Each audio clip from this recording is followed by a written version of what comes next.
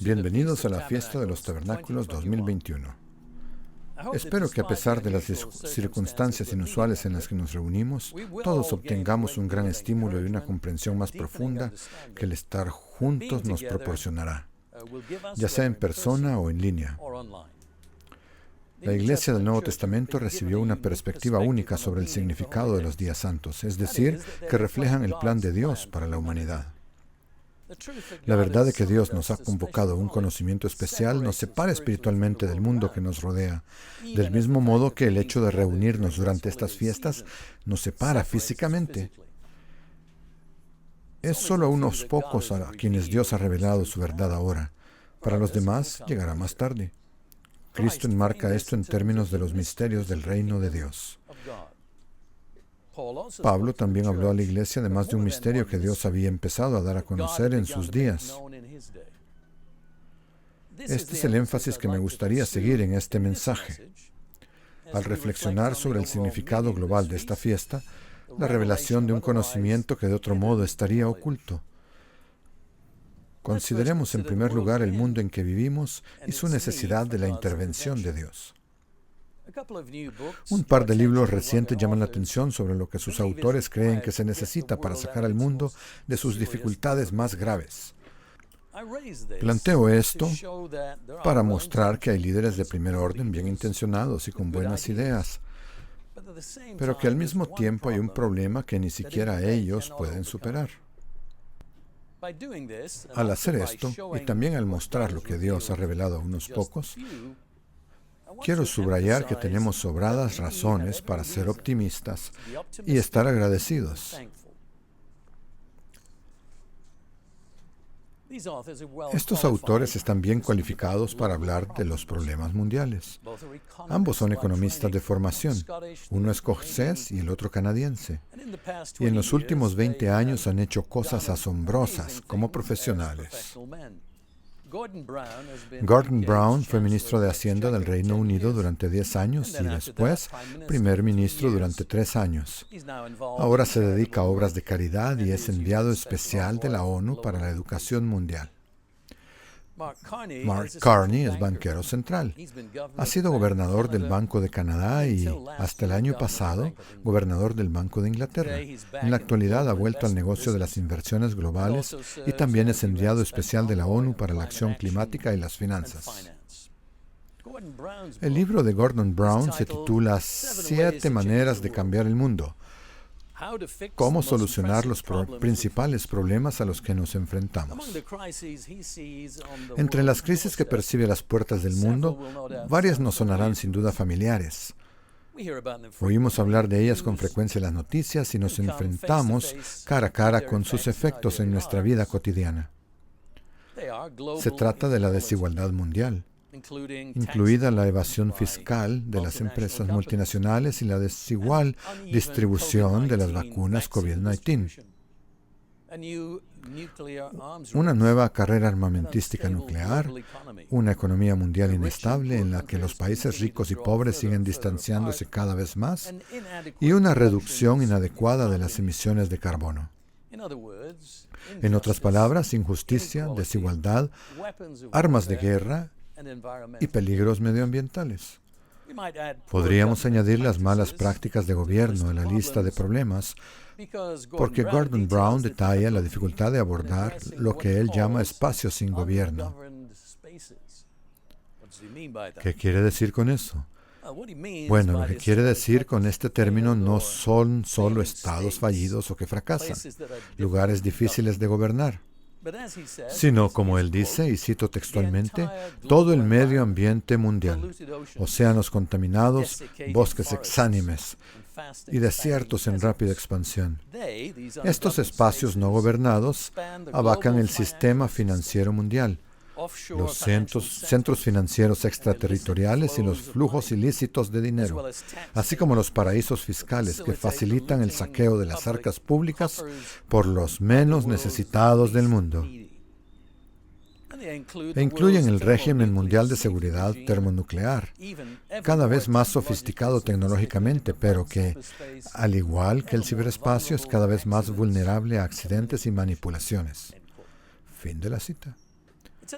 Es otra forma de enumerar algunos de los peligros sobre los que nos hemos estado escribiendo, ocupando en visión. Las amenazas existenciales, las crisis medioambientales, los protagonistas corruptos, la falta de equidad, la desigualdad y la proliferación de armas nucleares. Brown reconoce la enormidad del reto. Afirma que todas estas cuestiones son, por supuesto, complejas y exigen una investigación detallada, pero tienen una característica común. Son problemas globales que necesitan soluciones globales. Me pareció interesante que eligiera estas palabras porque ya las habíamos utilizado en la serie de visión sobre algunas de estas mismas cuestiones en 2011. No supongo que fuéramos los únicos en utilizar esa terminología. También fue el tema del video de la fiesta de ese año. Nos centramos en la guerra, la inseguridad alimentaria y del agua, la injusticia y el mal gobierno. Problemas globales que necesitan soluciones globales. Llegamos a la conclusión de que Cristo iniciará la resolución de todos los problemas a su regreso. Las soluciones propuestas por Brown son muy detalladas y es muy consciente de la dificultad de la tarea. Sabe que los líderes políticos tienen un punto débil, y es que solo piensan a corto plazo. Tampoco son los mejor preparados para afrontar la profundidad de los problemas a los que se enfrenta el mundo. Según él, cito textualmente, los políticos no están intrínsecamente capacitados para abordar los pormenores de la crisis, económicas o de otro tipo.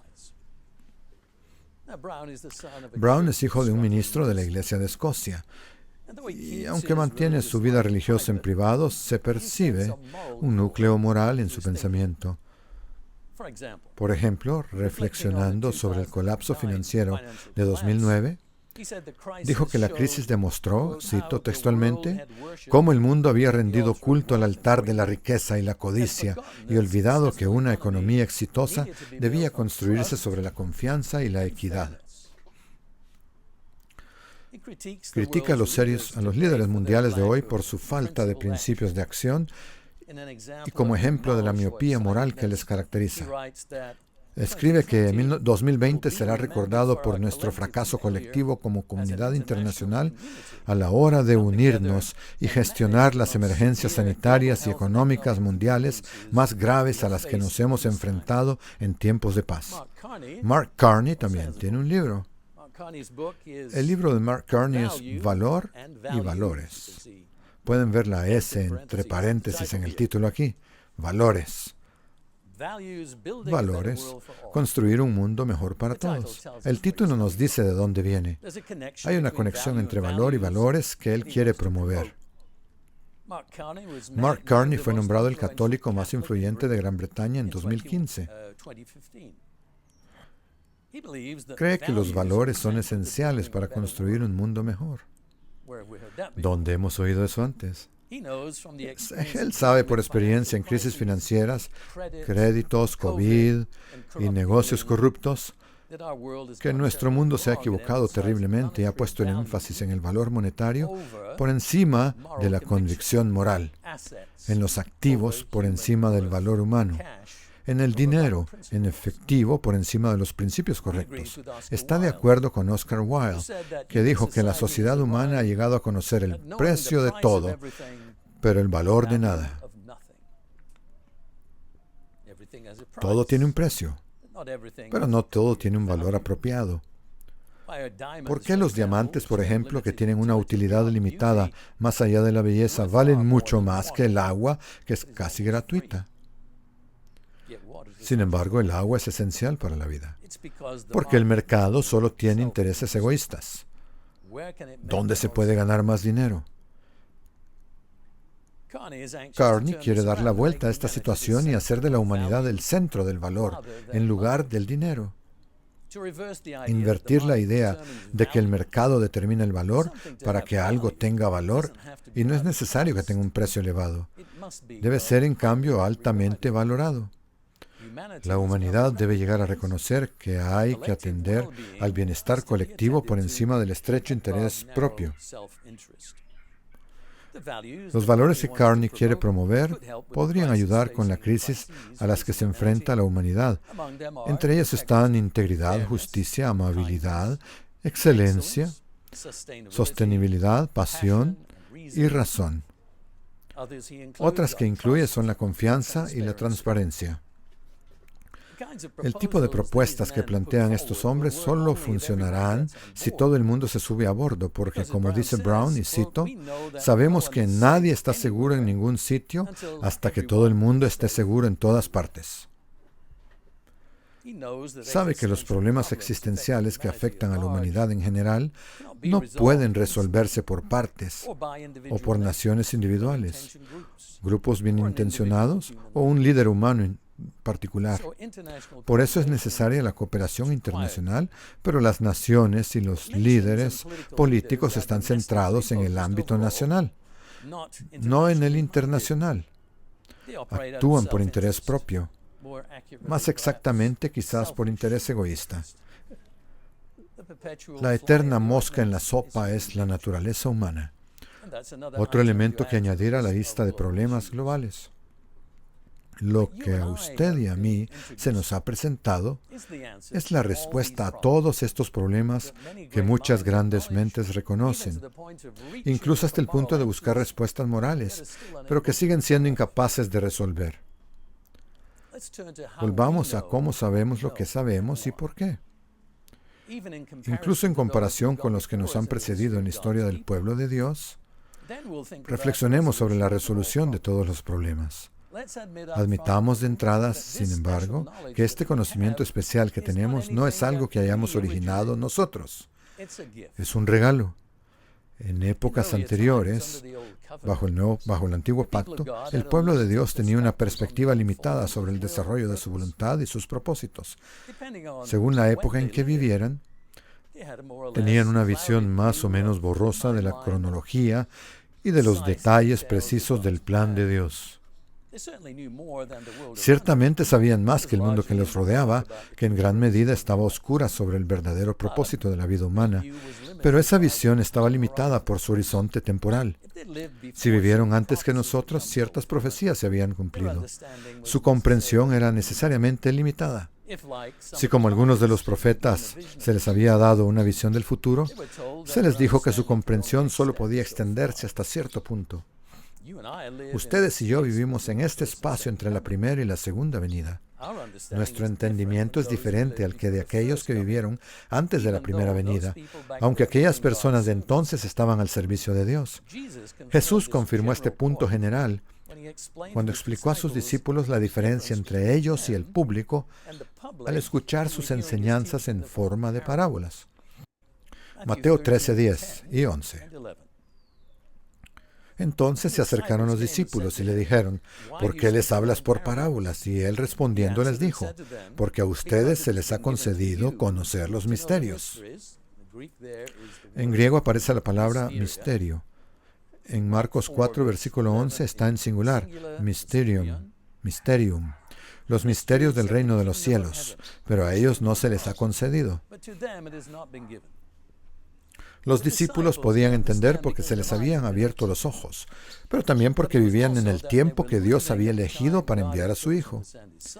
Era ambas cosas, porque Jesús continuó diciendo que había otros ante cuyos ojos estaban abiertos, pero que no podían entender tan plena o completamente.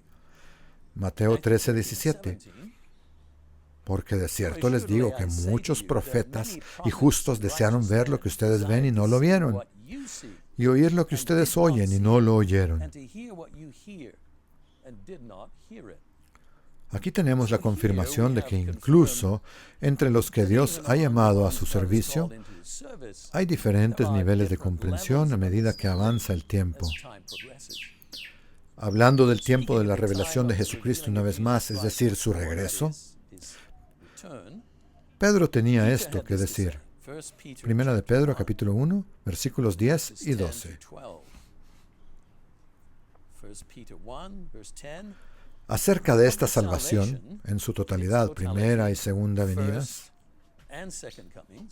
han inquirido e investigado diligentemente los profetas, que profetizaron de la gracia que fue destinada para ustedes. Ellos escudriñaban para ver qué persona y qué tiempo indicaba el Espíritu de Cristo que estaba en ellos. No dice en realidad el Espíritu en griego. En griego hay un futuro singular, debería ser impersonal en realidad. Aquí la nueva versión estándar acierta cuando testificó de antemano los sufrimientos de Cristo. Y noten esta frase, y las glorias que seguirían. Glorias, en griego es plural. Las glorias que vendrían después. A ellos les fue revelado que, no para sí mismos, sino para ustedes, administraban las cosas que ahora les han sido anunciadas por los que les han predicado el Evangelio por el Espíritu Santo enviado del cielo, cosas que hasta los ángeles anhelan contemplar. Incluso con los misterios que Dios va revelando, hay un momento en que se entiende menos y otros en que se comprende más. En este caso, la revelación a los profetas fue que aún no había llegado el momento de la revelación completa. Considero que las glorias que seguirían incluyen muchas cosas. La resurrección de Cristo, su ascensión a la diestra de Dios, su papel como sumo sacerdote, su eventual regreso y el establecimiento del reino de Dios, y todo lo que ello presagia. Algunas de estas glorias se han ido aclarando con el paso del tiempo. Hubo otras personas cuyo alcance estaba limitado necesariamente por el período de tiempo en el que vivieron. Daniel fue una de ellas. Piensen en ello. Si hubo alguna persona a la que se le dio una tremenda visión de los acontecimientos de la historia humana hasta la primera y segunda venida de Cristo, fue Daniel. Sin embargo, él tampoco comprendió plenamente todo lo que se le informó. Veamos el capítulo 12 de Daniel. 12 del 8 al 13. Yo escuché, pero no entendí. Y dije, Señor mío, ¿cuál será el fin de estas cosas? Y él dijo, anda, Daniel, estas cosas están cerradas y selladas hasta el tiempo del fin.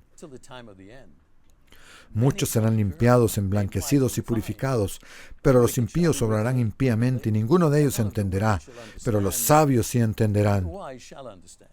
Desde el tiempo en que sea quitado el sacrificio continuo hasta la abominación desoladora, habrá 1290 días. Bienaventurado el que espere y llega hasta 1335 días. Pero tú continúa hasta el fin y descansarás y te levantarás para recibir tu herencia al final de los días. Moriría y no sabría nada más hasta su resurrección. No tenemos evidencia del tiempo anterior a que los hijos de Israel fueran formados en tribus y vivieran en Egipto, de que los días anuales, los días santos como los conocemos, fueran guardados. Sabemos que el Sabbat existía. Tenemos indicios de significados festivos en las ofrendas de primicias de Abel. Los emblemas de la Pascua en el pan y el vino proporcionados por Melquisedec a Abraham. El sacrificio de Cristo en el simbolismo de Abraham dispuesto a ofrecer a Isaac. Pero es solo en el Éxodo donde leemos por primera vez que la Pascua se organizó formalmente en relación con la huida de Egipto y se institucionalizó para conmemorar ese acontecimiento. Pero en este punto no había ninguna conexión obvia con el sacrificio de Cristo. Es en Éxodo, Levítico, Números y Deuteronomio donde se establecen las fiestas tal como las conocemos. Cada año recordamos estos orígenes cuando observamos estos días. Pero nuestra comprensión difiere bastante de la del antiguo Israel en varios aspectos. Conecto esto con la idea de que somos parte de varios misterios que Dios ha revelado desde entonces. Pensemos en esta palabra misterio y en cómo se utiliza en la Biblia.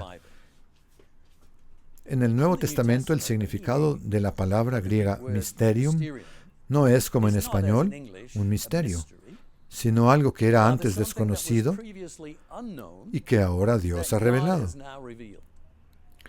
En el Antiguo Testamento, esto es lo que ocurrió cuando Daniel describió el contenido del sueño de Nabucodonosor, su primer sueño, y explicó quién puede revelar cosas tan ocultas.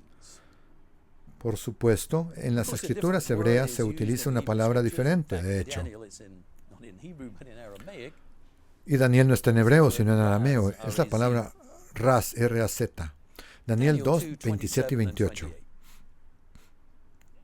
Daniel respondió en presencia del rey diciendo, el misterio, en arameo raz, o en el griego de la Septuaginta mysterion, sobre el cual el rey pregunta, ni los sabios, ni los encantadores, ni los magos, ni los adivinos lo pueden declarar al rey. Pero hay un Dios en los cielos, quien revela los misterios, que desvela razín o mysterion. Él ha hecho saber al rey Nabucodonosor lo que ha de acontecer en los postreros días. Tu sueño y las visiones de tu cabeza en tu cama son estos. Y así comienza la explicación. Él continúa explicando. Hay un lexicón que define mysterion. Este es uno que usamos muy a menudo llamado BDAG. Bauer, Danka, Ann y Greenwich son los autores. BDAG define mysterion como el consejo no manifestado o privado de Dios, el secreto de Dios, los pensamientos secretos, planes y dispensaciones de Dios que están ocultos a la razón humana, así como a toda otra comprensión por debajo del nivel divino, y un camino ya sea a la realización o a la revelación a aquellos a quienes están destinados. Según Cristo, en este ámbito estamos comprometidos con el conocimiento del reino de Dios, que Él ha decidido revelar. Te ha sido dado, dice, conocer los misterios del reino de los cielos. Hay varios aspectos de este conocimiento revelado relacionados de alguna manera con el reino de Dios. Antes de examinar el Nuevo Testamento y la revelación que allí se encuentra, debemos continuar en Daniel, porque el conocimiento oculto que ahí se revela establece un patrón. Pertenece al establecimiento de un reino, uno que pondrá fin a todas las formas de gobierno humano y durará para siempre como un reino bienhechor. Esto era un conocimiento nuevo en el momento en que se dio. Para nosotros no es nuevo, pero en aquel entonces era una revelación fresca. En su interpretación del primer sueño de Nabucodonosor, Daniel dijo esto acerca de los días finales de los últimos gobernantes humanos de esta era.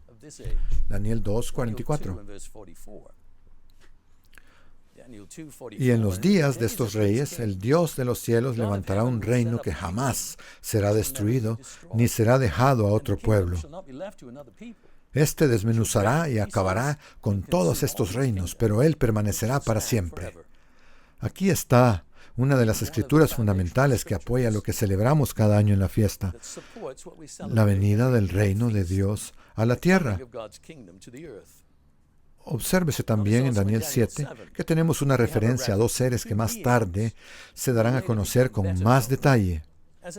Al desvelarse otro misterio, Daniel tuvo una visión de 4 grandes bestias salvajes, la cuarta de las cuales era una visión aterradora. En el versículo 9 tenemos una visión del anciano de días y de la caída de lo que estas bestias salvajes representan. Y luego viene esta declaración.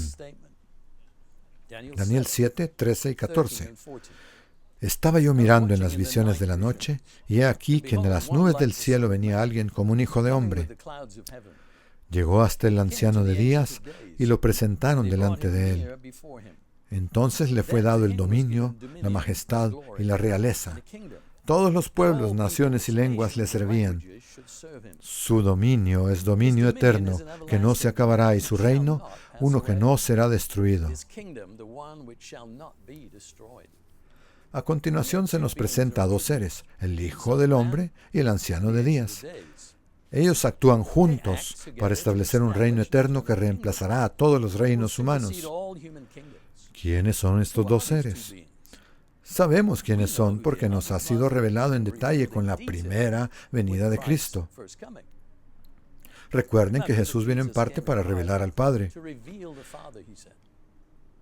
dijo que para revelar conocimientos aún desconocidos sobre el Padre. Sabemos que Cristo vino como el Hijo de Dios. El inicio del Evangelio de Juan nos habla de su relación. Juan 1:1, 14, 16 y 18. En el principio era la palabra, y la palabra estaba con Dios, y la palabra era Dios. Verso 14, y la palabra se hizo carne y habitó entre nosotros. Y hemos visto su gloria, la gloria del Hijo único de un Padre lleno de gracia y de verdad. 16, porque de su plenitud todos nosotros recibimos, y gracia sobre gracia. La ley fue dada por medio de Moisés, pero la gracia y la verdad nos han llegado por medio de Jesucristo. A Dios nadie lo ha visto jamás. El Dios único que está en el seno del Padre, Él lo ha dado a conocer. En la nueva versión estándar revisada, es el único Hijo de Dios que está cerca del corazón del Padre quien lo ha dado a conocer. Además, Jesús dijo esto en Mateo 11:27. Mateo 11:27, todas las cosas me han sido entregadas por mi Padre. Nadie conoce bien al Hijo sino el Padre. Nadie conoce bien al Padre sino el Hijo, y aquel a quien el Hijo lo quiera revelar. En un intercambio con uno de sus discípulos, Jesús explica más sobre el anciano de días. Lo encontramos en el capítulo 14 de Juan, versículos 8 y 9. Le dijo Felipe, Señor, muéstranos al Padre y nos basta. Jesús le dijo, ¿tanto tiempo he estado con ustedes, Felipe, y no me has conocido? El que me ha visto al Padre. ¿Cómo pues dices tú, muéstranos al Padre? Llegar a conocer a Cristo y al Padre fue una gran revelación en el siglo I. Pablo menciona esto en términos de un misterion a los colosenses. Colosenses 2, del 1 al 3. Quiero pues que sepan cuán grande conflicto tengo por ustedes, por los de la Odisea, ciudad vecina, y por todos los que nunca me han visto personalmente, para que unidos en amor sus corazones sean reanimados hasta lograr toda la riqueza de la plena certidumbre de entendimiento. Palabra importante, para conocer. Otra palabra importante, el misterio de Dios, es decir, Cristo mismo. En Él están escondidos todos los tesoros de la sabiduría y del conocimiento. Pero ustedes y yo sabemos que del Padre y el Hijo no se sabía nada antes de ese tiempo, ni de lo que están haciendo con respecto a la humanidad. A Pablo se le dio a entender. También explicó que el Padre y el Hijo están trabajando para un plan que se nos ha dado a conocer. Efesios 1. Vamos a Efesios 1, 9 y 10. Nueva versión estándar revisada. Ahora, Dios nos ha dado a conocer su misteriosa voluntad respecto a Cristo, la cual es llevar a cabo su propio buen plan. Y el plan es el siguiente. A su debido tiempo, Dios reunirá todas las cosas y las pondrá bajo la autoridad de Cristo, todas las cosas en el cielo y las que están en la tierra. Una de las verdades reveladas del reino de Dios, pues, es su voluntad con respecto a Cristo y su reunificación de todo bajo Cristo. Una ínfima parte de la cual es la sumisión de los reyes y reinos humanos a su gobierno. Este es un plan que se ocupa de todo a su debido tiempo. Será un gobernante que impartirá justicia y equidad, gobierno recto, sanidad y restauración. Ahora bien, que este conocimiento recién revelado del Padre y del Hijo afectaría y sigue afectando a la Iglesia, se vuelve claro en Colosenses, donde los elementos del misterio se expresan de otra manera. Vamos a Colosenses 1, una sección bastante larga, del 9 al 18. Colosenses 1, 9 al 18. Más sobre el misterio. Por esta razón también nosotros, desde el día en que lo oímos, no cesamos de orar por ustedes y de rogar que sean llenos del conocimiento de su voluntad en toda sabiduría y plena comprensión espiritual. Es decir, un proceso continuo de revelación dentro de la iglesia, para que anden como es digno del Señor, a fin de agradarle en todo, de manera que produzcan fruto en toda buena obra y que crezcan en el conocimiento de Dios, y que sean fortalecidos con todo poder conforme a su gloriosa potencia, para toda perseverancia y paciencia. Con gozo damos gracias al Padre, que les hizo aptos para participar de la herencia de los santos en luz. Él nos ha librado de la autoridad de las tinieblas y nos ha trasladado al reino de su Hijo amado. Ya en cierto sentido en el reino de Dios, en quien tenemos redención, el perdón de los pecados. Él es la imagen del Dios invisible, el primogénito de toda la creación, porque en Él fueron creadas todas las cosas que están en los cielos y las que están en la tierra, visibles e invisibles, sean tronos, sean dominios, principados, potestades. Todo fue creado por medio de Él y para Él. Él antecede a todas las cosas y en Él todas las cosas subsisten. Y además Él es la cabeza del cuerpo que es la iglesia. Él es el principio, el primogénito de entre los muertos, para que en todo Él sea preeminente. Verso 24. Ahora me gozo en lo que padezco por ustedes y completo en mi propia carne lo que falta de las tribulaciones de Cristo a favor de su cuerpo, que es la iglesia. Pablo hablando de su propio sufrimiento. De ella llegué a ser ministro según el oficio divino que Dios me dio a favor de ustedes, para dar pleno cumplimiento a la palabra de Dios.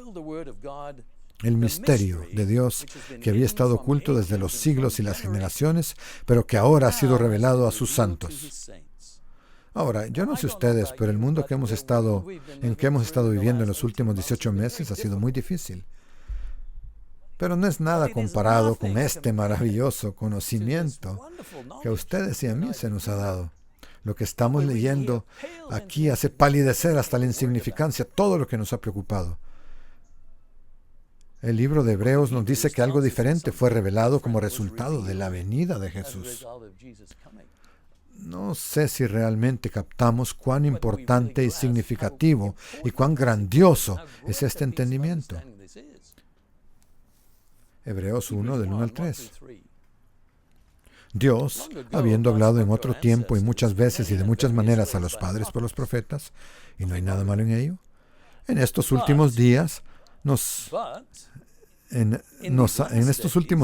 ha hablado por el Hijo, a quien constituyó heredero de todo y por medio de quien asimismo hizo el universo. Él es el resplandor de su gloria y la expresión exacta de su naturaleza, quien sustenta todas las cosas con la palabra de su poder. Y cuando hubo hecho la purificación de nuestros pecados, se sentó a la diestra de la majestad en las alturas. Esto nos lleva, por supuesto, al capítulo 2 y a la explicación de otra cosa que se mantuvo parcialmente oculta en la época de David. En los Salmos, David meditaba sobre el lugar de la humanidad en el universo. Mientras miraba el cielo nocturno, comprendió que tenemos un papel apenas inferior al de los ángeles. Pero no se trata solo de eso, aunque es todo lo que él entendió. Hebreos, sin embargo, explica mucho más allá. En el libro de Hebreos tenemos la comprensión dada a nosotros de la que David carecía por completo, o así pareció, por la forma en que lo escribió. Vamos a Hebreos 2, del 5 al 10. Porque no fue a los ángeles a quienes Dios sometió el mundo venidero del cual hablamos, pues alguien dio testimonio en un lugar diciendo, y ese por supuesto es David, ¿qué es el hombre para que te acuerdes de él? ¿O el hijo del hombre para que tengas cuidado de él? Le has hecho por poco tiempo menor que los ángeles, le coronaste de gloria y de honra. Todas las cosas sometiste debajo de sus pies. Y eso es lo que dijo David. Ahora en Hebreos aprendemos más. Al someter a Él todas las cosas, no dejó nada que no esté sometido a Él. Pero ahora no vemos todavía todas las cosas sometidas a Él. ¿Qué significa? Así que aquí el autor de Hebreos está creciendo en sabiduría. conocimiento, comprensión, abriendo un misterio y mysterion. Sin embargo, vemos a Jesús, quien por poco tiempo fue hecho menor que los ángeles, coronado de gloria y honra por el padecimiento de la muerte, para que, por la gracia de Dios, gustase la muerte por todos. Todo esto forma parte de un plan, porque le convenía a Dios, por causa de quien y por medio de quien todas las cosas existen, perfeccionar al autor de la salvación de ellos, por medio de los padecimientos, para conducir muchos hijos a la gloria. Este plan de Dios se extiende a todas las personas. A todas las personas. No es solo para la audiencia judía a la que se refiere el libro de los Hebreos, sino que en ese sentido es para todas las personas. El pasaje se refiere a toda la humanidad, a todo el género humano. Y eso también es una parte del conocimiento revelado, otro mysterion, como vemos en Efesios. Efesios 3, del 1 al 6. Por esta razón, yo, Pablo, prisionero de Cristo Jesús a favor de ustedes los gentiles, sin duda han oído de la administración de la gracia de Dios que me ha sido conferida en beneficio de ustedes. Por revelación me fue dado a conocer este misterio, como antes lo he escrito brevemente. Por tanto, leyéndolo, podrán entender cuál es mi comprensión en el misterio de Cristo. En otras generaciones no se dio a conocer este misterio a los hijos de los hombres, como ha sido revelado ahora a sus santos apóstoles y profetas por el Espíritu. ¿Y qué es lo que está siendo revelado a los gentiles? A saber que en Cristo Jesús los gentiles son coherederos, incorporados en el mismo cuerpo y copartícipes de la promesa por medio del Evangelio. Y todo esto comenzó en el primer siglo. Fue una revelación que llegó a Pedro y a Pablo en esa experiencia ministerial. Y a Santiago en su resumen, en el capítulo 15 de los Hechos, que es una especie de historia abreviada de cómo los gentiles llegaron a ser incluidos y lo que eso significaba. Hechos 15 cuenta la historia de esa revelación a través del relato abreviado de Pedro de su encuentro con Cornelio. Fue una revelación de Dios de que los gentiles estaban siendo llamados a la iglesia del Nuevo Testamento.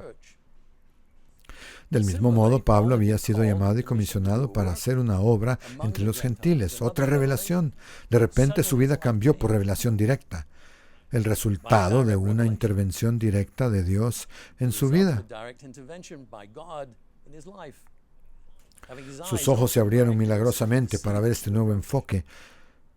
Cuando Santiago resume sus experiencias, concluye que Dios estaba actuando en todos ellos, dando lugar a un nuevo enfoque que ahora debía ser replanteado para toda la iglesia.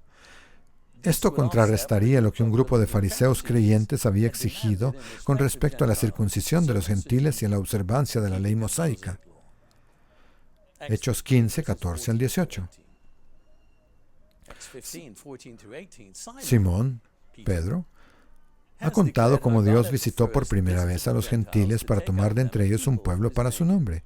Con esto concuerdan las palabras de los profetas, como está escrito. Y se remonta a las escrituras hebreas y citó algo de que uno de los profetas dijo. Después de esto volveré y reconstruiré el tabernáculo de David que está caído. Reconstruiré sus ruinas y lo volveré a levantar. Pero hay una ligera reinterpretación de lo que dijo el profeta en hebreo, donde usa la palabra Edam. Pero aquí Santiago se centra en una palabra diferente. Santiago va a usar una palabra diferente, las mismas consonantes. Adam, Edam, Adam, solo diferentes sonidos vocálicos entre esas dos palabras. Y lo que Santiago deja en claro es que lo que Dios está haciendo es abrir las buenas nuevas, el Evangelio, el llamamiento de Dios al resto de la humanidad, al resto de Adán o la humanidad. para que el resto de los hombres busque al Señor y todos los gentiles sobre los cuales es invocado mi nombre, dice el Señor que hace estas cosas, que son conocidas todas sus obras desde la eternidad. Él lo planeó desde el principio y ahora está sucediendo. Nuestros ojos pueden verlo. Cristo es el Hijo de David, de la casa de David. La casa, el tabernáculo, la tienda que está caído, está siendo reconstituido en el llamado de Dios de todas las personas. Cristo eventualmente será rey de toda la tierra, de toda la gente. Y esto comenzó en ese periodo de tiempo descrito aquí, en Hechos 15.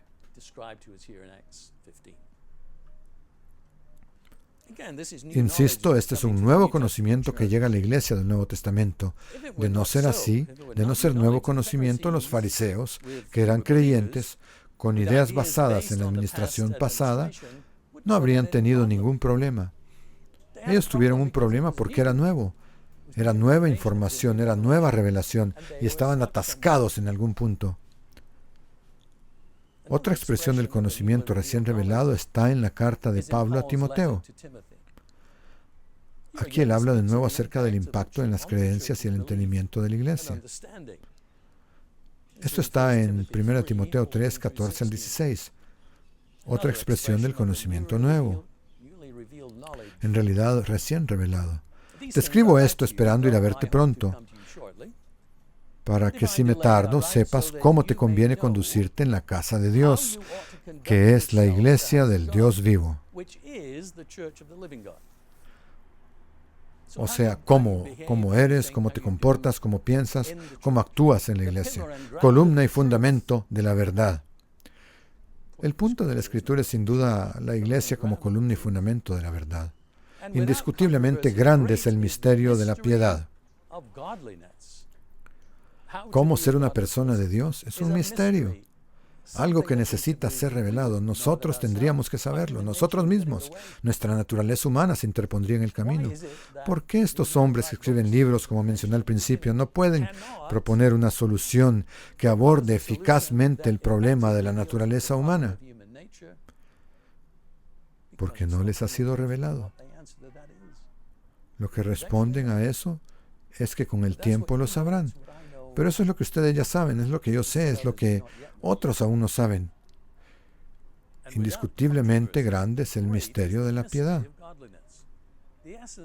La esencia de este misterio de piedad o santidad se expresa en la siguiente descripción de Cristo en forma de himno. Dios fue manifestado en la carne, justificado por el Espíritu, visto por los ángeles, proclamado entre las naciones, creído en el mundo y recibido arriba en gloria. Esta es la base de cómo vivimos la vida como personas llamadas. Es la razón por la que vivimos como lo hacemos, siguiendo el camino de Dios, cuando otras personas no lo hacen. Y aquí quizás los misterios del reino de los cielos, de los que habla Mateo 13, tengan una aplicación práctica. Si queremos entender cómo Dios está llevando a cabo su plan ahora con respecto a los que hemos sido llamados, todo lo que tenemos que hacer es leer estas parábolas. Nos ayudan a ver muy claramente nuestra situación como personas llamadas. Contienen información especial para nosotros, centrada en vivir en esta época previa a la inminente segunda venida. No fueron concebidas para aclarar las cosas al mundo en general. Mateo 13, 16 y 17. Pero bienaventurados sus ojos porque ven, y sus oídos porque oyen. Porque de cierto les digo que muchos profetas y justos desearon ver lo que ustedes ven y no lo vieron, y oír lo que ustedes oyen y no lo oyeron. Ya lo leímos antes. Siguen 7 parábolas que abundan en conocimiento, y una octava que confirma o describe el proceso de revelación continua.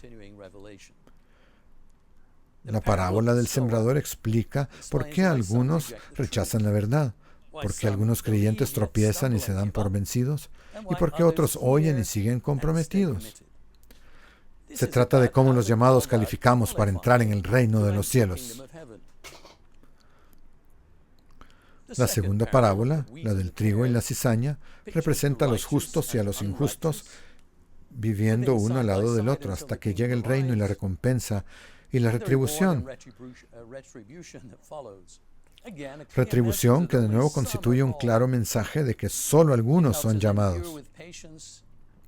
Nos ayuda a soportar con paciencia la incómoda situación de vivir en un sistema corrupto hasta que Cristo regrese. Y también nos recuerda que debemos estar separados de todos los sistemas de este mundo.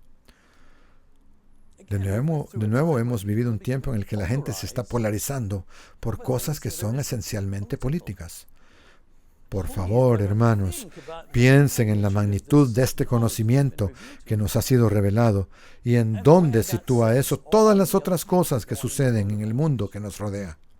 Aquí tenemos una parábola sobre el trigo y la cizaña, dos clases de personas que viven una al lado de la otra hasta que Cristo vuelva.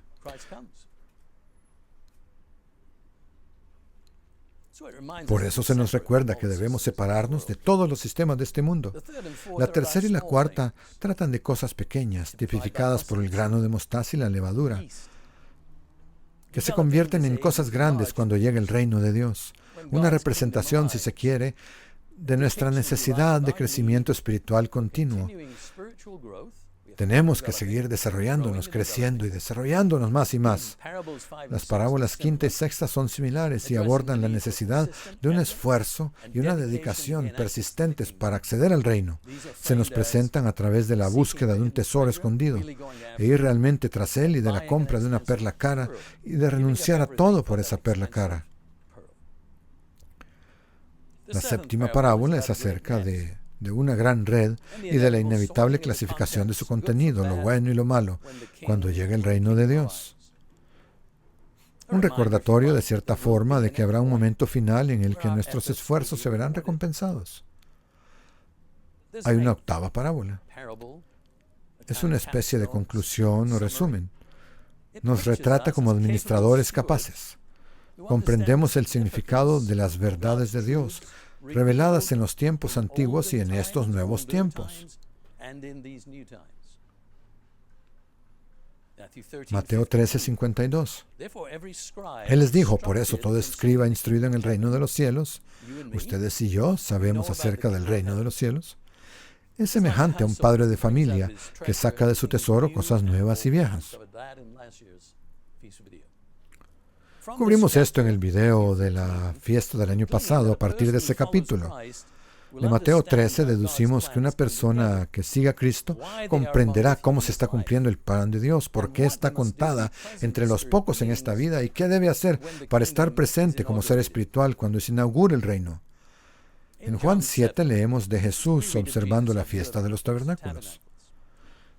Volveremos a eso y a lo que enseñó en ese momento, en unos minutos. Por ahora solo quiero señalar esto, que el pueblo reunido en Jerusalén, incluidos los de la diáspora judía, se reunían sobre la base de lo que conocían bajo el antiguo pacto.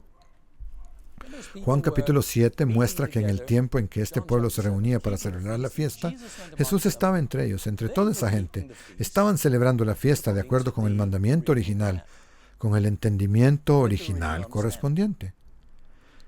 Estaban operando bajo el antiguo pacto. Era lo que había sido revelado previamente a los israelitas. Vamos a verlo. Levíticos 23, 33, 34 y 39 hasta el 43. Empecemos en el 33. El Señor, Yahweh, habló a Moisés diciendo, habla a los hijos de Israel y diles que el día 15 de este mes séptimo será la fiesta de los tabernáculos, celebrada al Señor durante 7 días. Pero el día 15 del mes séptimo, cuando hayan almacenado los productos de la tierra, hay un aspecto agrícola en esta fiesta. Celebrarán la fiesta del Señor durante 7 días. El primer día será una fiesta sabática y el octavo será una fiesta sabática. El primer día tomarán para ustedes frutos de árboles hermosos, ramas de palmera, ramas de árboles frondosos y de sauces de los arroyos, y se regocijarán delante del Señor su Dios durante 7 días. Celebrarán fiesta al Señor durante 7 días cada año. Esto es un estatuto perpetuo para ustedes a través de sus generaciones. La celebrarán en el mes séptimo. 7 días habitarán en cabañas, viviendas temporales, tiendas, pequeñas chozas. Todo natural de Israel habitará en cabañas. Miren la razón. Para que los descendientes de ustedes sepan que yo hice habitar a los hijos de Israel en cabañas cuando los saqué de la tierra de Egipto, yo, el Señor su Dios. Debían recordar la liberación de Dios de la esclavitud egipcia, a la vez que expresaban su agradecimiento a Dios por las bendiciones agrícolas en la nueva tierra. Gracias a una mayor comprensión y a un mejor entendimiento de la temporalidad de vivir en este mundo,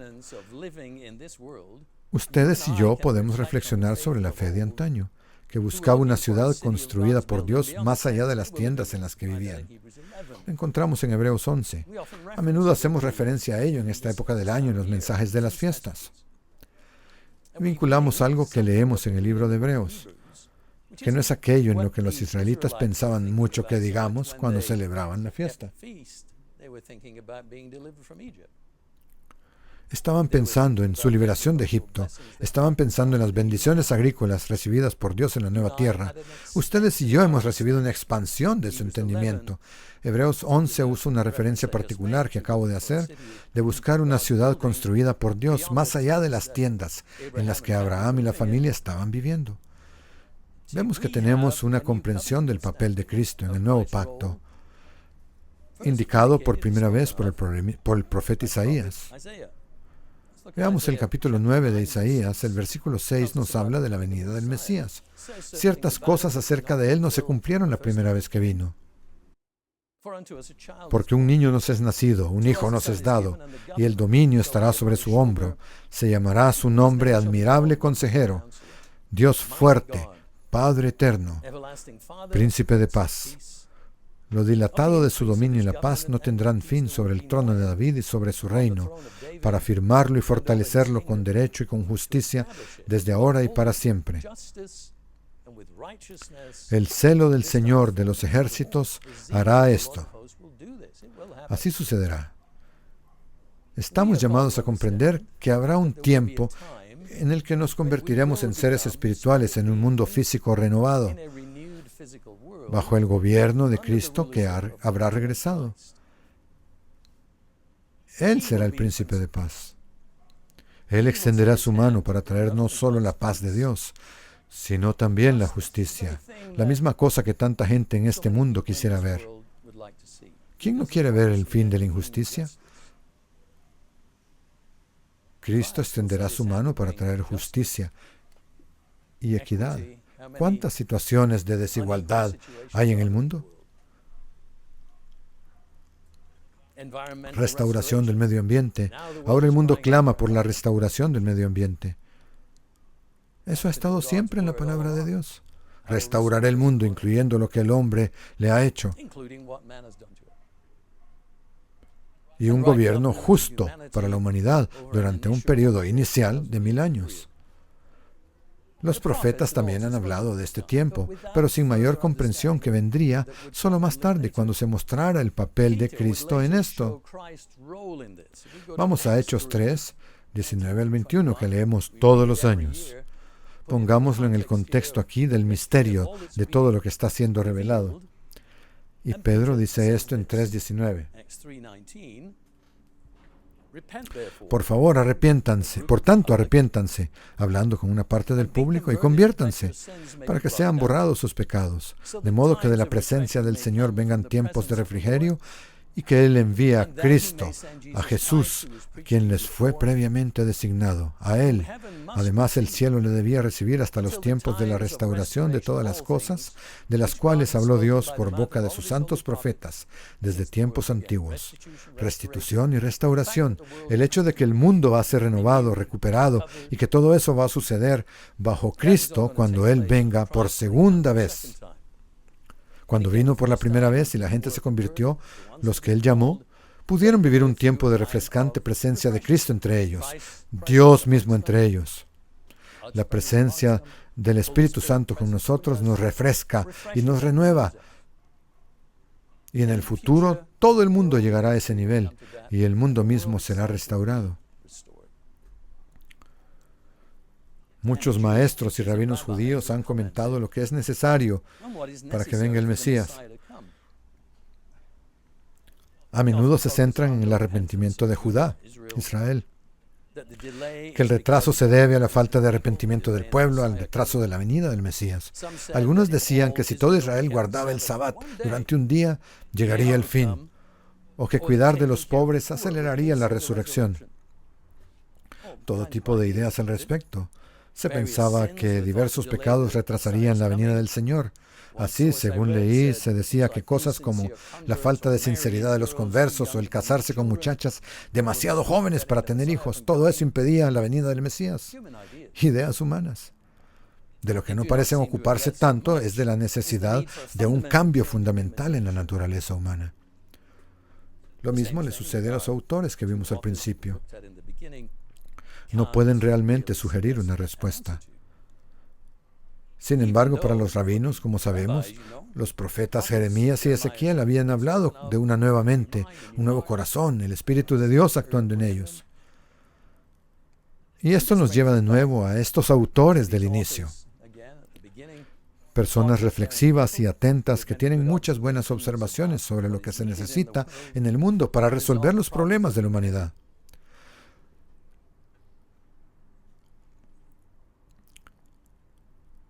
Se reconoce que los pobres del mundo necesitan equidad. Los desfavorecidos necesitan seguridad alimentaria e hídrica. Los oprimidos necesitan justicia, buen gobierno y ausencia de corrupción. El medio ambiente necesita desesperadamente una renovación. De todo eso oímos hablar. Sin embargo, siempre está el problema insuperable de la naturaleza humana. Es como si la respuesta residiera únicamente en el esfuerzo humano. Y ustedes y yo sabemos que el esfuerzo humano no va a resolver el problema de la naturaleza humana.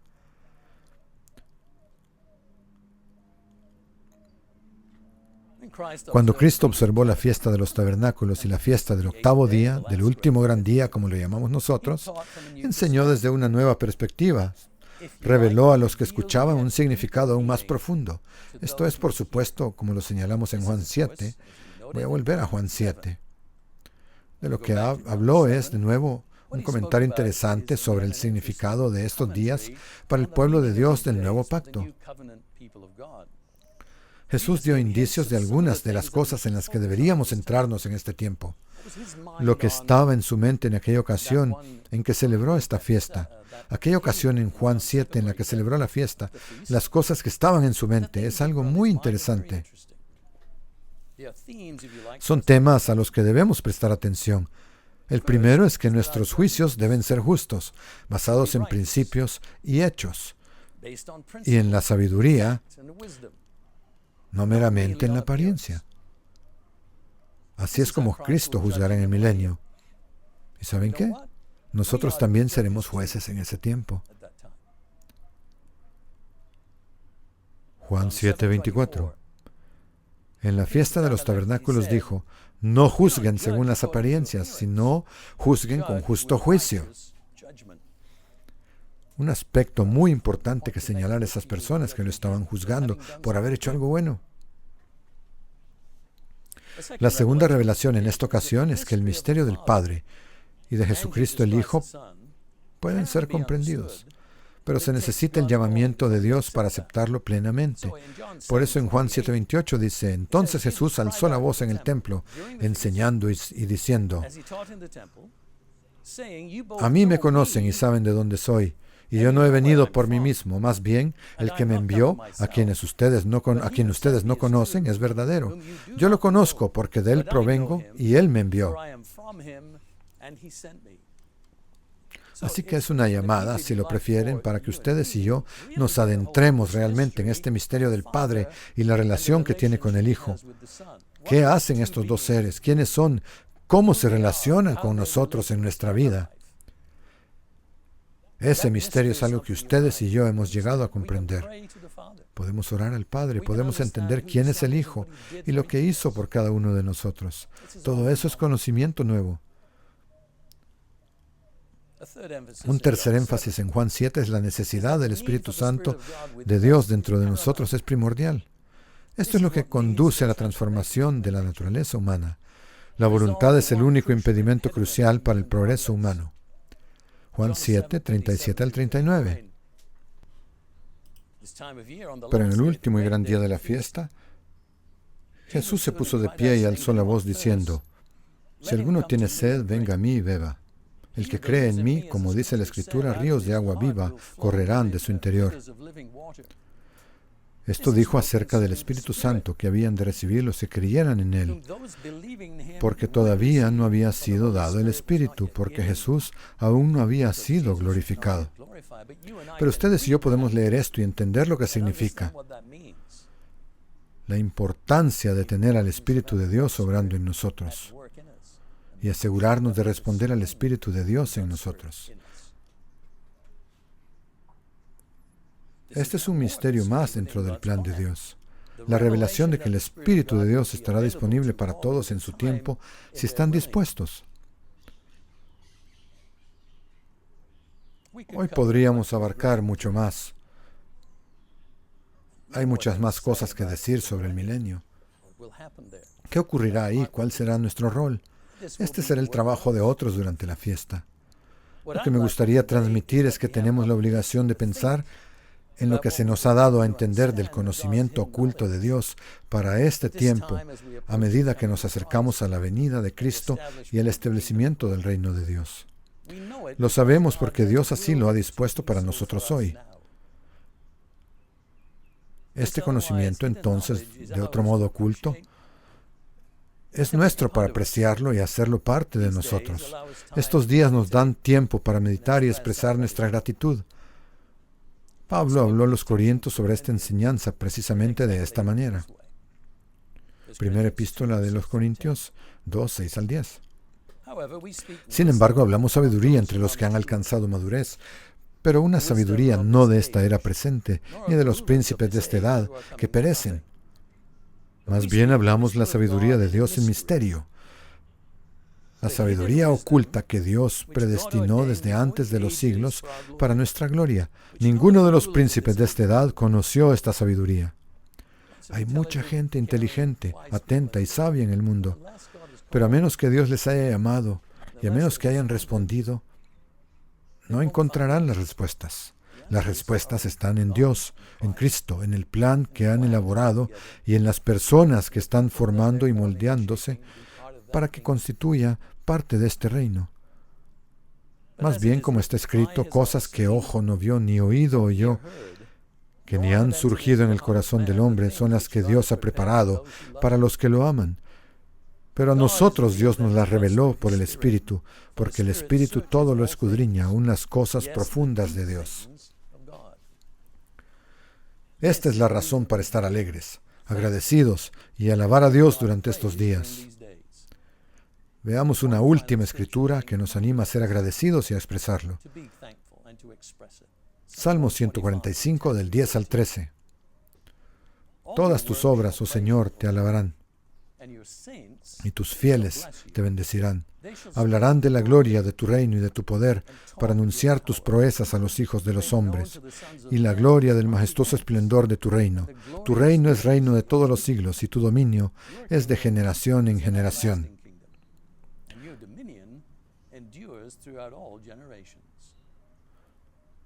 Propongámonos, pues, celebrar juntos una fiesta maravillosamente rejuvenecedora mientras pensamos en estas cosas.